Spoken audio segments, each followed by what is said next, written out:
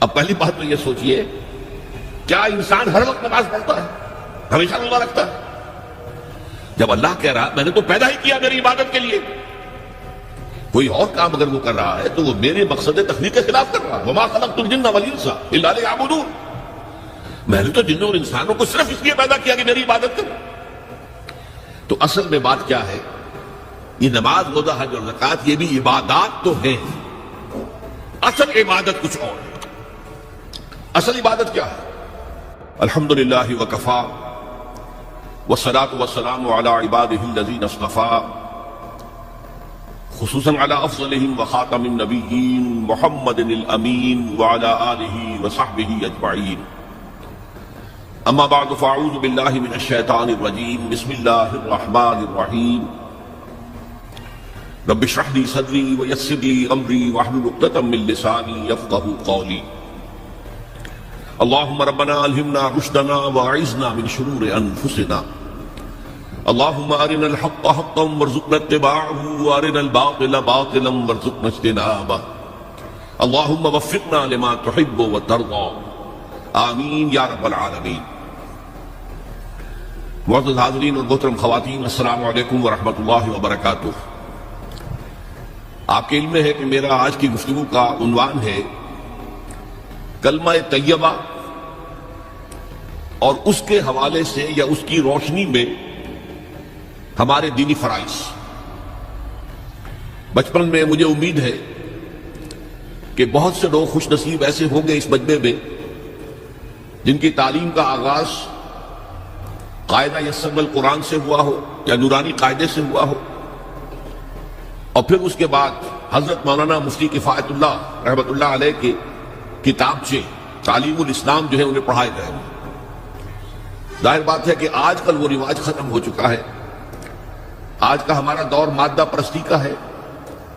ہماری تعلیم میں بھی آپ کو معلوم ہے کہ کنڈر گارڈن جو ہے اس سے بات شروع ہوتی ہے، اور ممی اور پاپا یہ الفاظ جو ہیں بچوں کو سکھائے جاتے ہیں، اللہ اور اس کے رسول کا نام عام طور پر نہیں پڑھایا جا رہا۔ لیکن یاد ہوگا آپ کو کہ اس سلسلے میں سب سے پہلے ایمان مفصل، ایمان مجمل یاد کرائے جاتے تھے، ایمان کیا کیا ہے، پھر 6 کلمے پڑھائے جاتے تھے۔ یہ 6 کلمے یوں سمجھیے کہ اسلام کی تعلیمات کا لب لباب اور خلاصہ۔ ان میں سے پہلے 2 کلمے کیا ہیں جو اہم ترین ہیں؟ کلمہ طیبہ لا الہ الا اللہ محمد رسول اللہ صلی اللہ علیہ وسلم، یہ مختصر ترین کلمہ ہے، اسے کلمہ طیبہ کہتے ہیں۔ اور یہ سمجھیے کہ ہمارے دین کی جڑ اور بنیاد اور اساس۔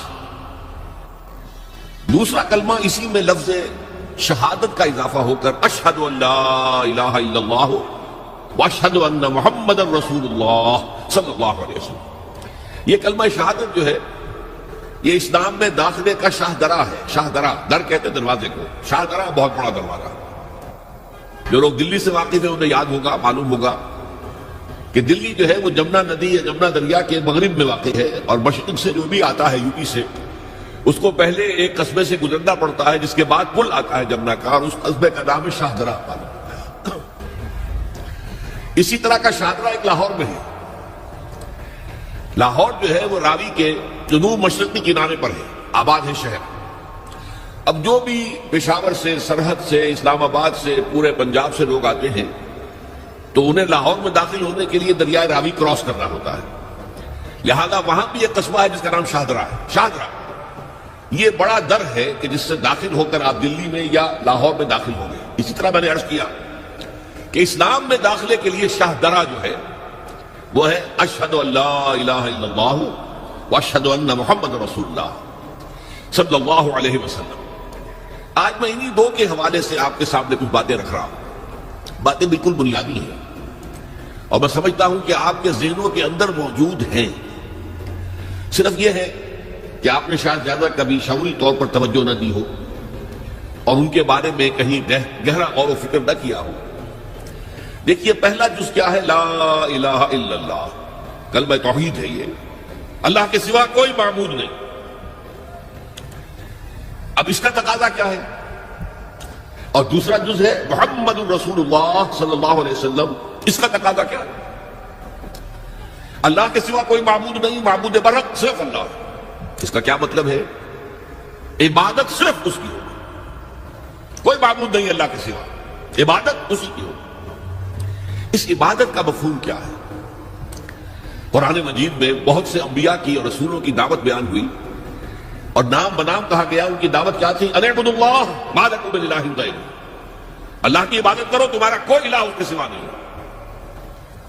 اس کے ساتھ ہی بعض صورتوں میں ایک لفظ کا اضافہ ہوتا ہے، سورہ شعراء میں ان اعبدوا اللہ واطیعون، عبادت اللہ کی کرو، میری اطاعت کرو۔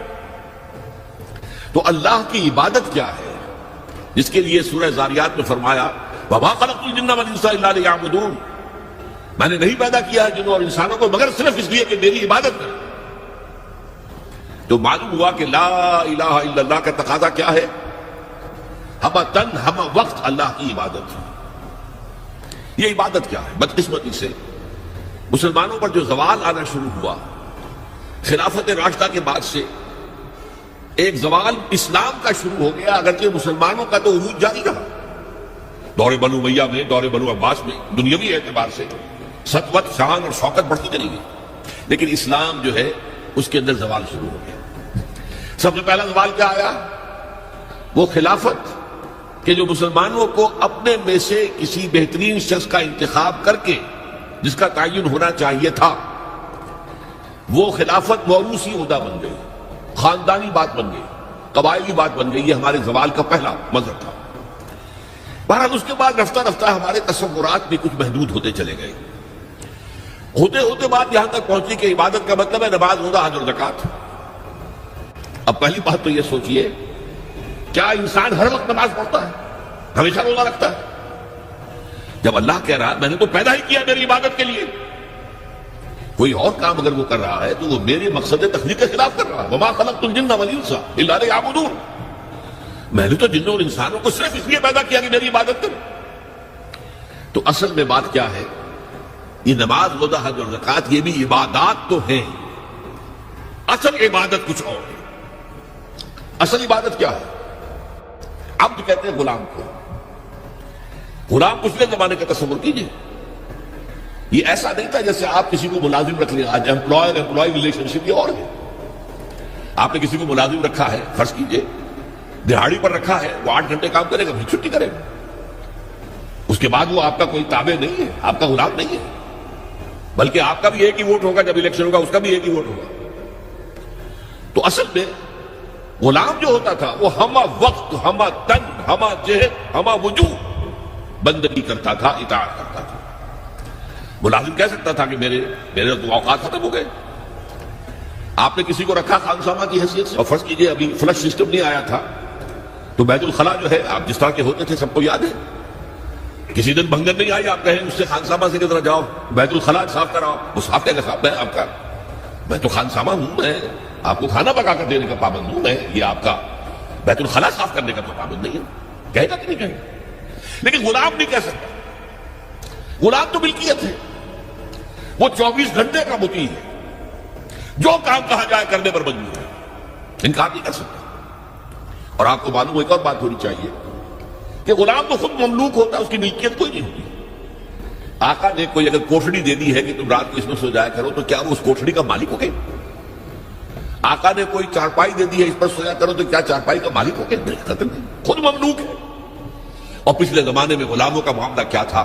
آقا جب چاہے ذبح کر دے، قتل کر دے، کوئی مقدمہ نہیں بنے گا، نہ 302 کا نہ 304 کا۔ کیوں؟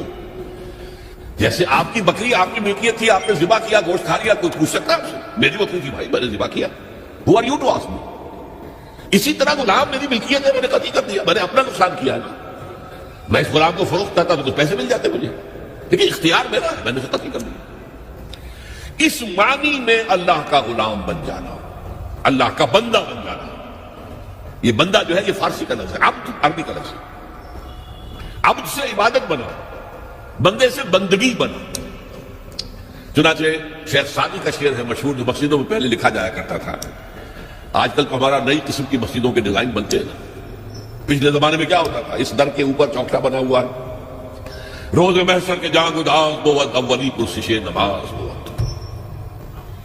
وہ قیامت کا دن جو بہت سخت ہے، پہلا حساب نماز کا ہوگا. اور یہ شعر بھی لکھا ہوتا تھا، زندگی آمد برائے بندگی، زندگی بے بندگی شرمندگی.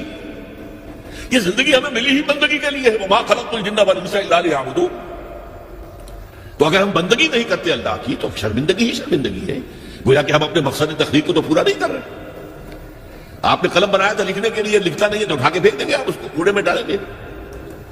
لہذا انسان کی تخلیق اور جنوں کی تخلیق بندگی کے لیے. زندگی آمد برائے بندگی، زندگی بے بندگی شرمندگی. یہ ہما وقت، ہما تن، ہما وجوہ، ہما جہد اللہ کی اطاعت ہے.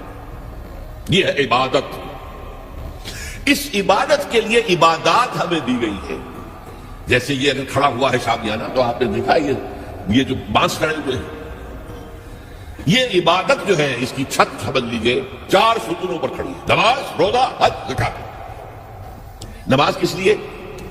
تاکہ 5 مرتبہ تازہ کر لو اللہ سے عہد بندگی، ایاک نعبد و ایاک نستعین. کہیں بھول مت جانا.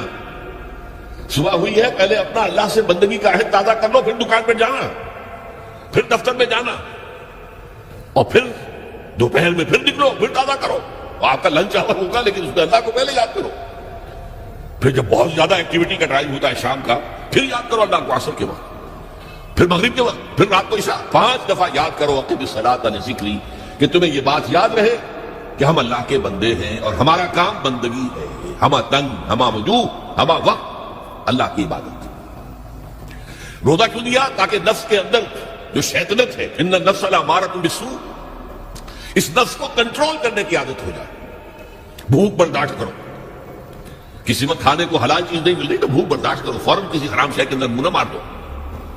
تمہارے اندر عادت ہونی چاہیے. پیاس شدید لگی ہوئی ہے تو اگر کوئی صحیح مشروب نہیں ہے تو ایسا نہ کرو کہ کیا کریں یہاں پر تو سوائے جو شراب کا کچھ ملتا ہی نہیں تو لو شراب پینا ہے. اس کے لیے مشق کرانے کے لیے 30 دن صبح سے شام تک جائز مشروب بھی نہ پیو، جائز کھانا بھی نہ کھاؤ، تاکہ تمہارے اندر صلاحیت پیدا ہو جائے کہ باقی 11 مہینوں میں ناجائز سے تو بچو. یہ ہے عبادت کے ساتھ ان عبادات کا تعلق. ایک بڑی ہمارے اندر جو ہے نفس کی خواہش، دولت پرستی، اس کو نکالنے کے لیے صدقہ، خیرات، انفاق، خرچ کرو خرچ کرو خرچ کرو، تاکہ یہ دولت کی محبت دل میں سے کھرچی جائے.